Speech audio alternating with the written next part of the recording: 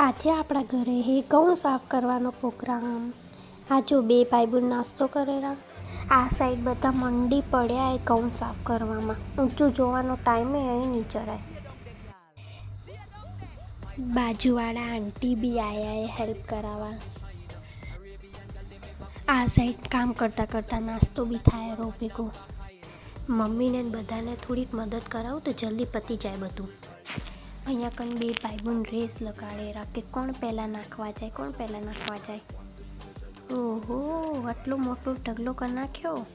વાહ હવું લઈને હવે બધા ઘઉં સાફ થઈ ગયા એ. હવે મંડ્યા એ બધા ફટાફટ મોવા ઘઉં. થોડું કામ કરતાં હસી એ લઈ લો. હવે મસ્ત મોવાઈ ગયા એ ઘઉં. તો નાખી હવે પીપળામાં આપણે વારા ફરતી.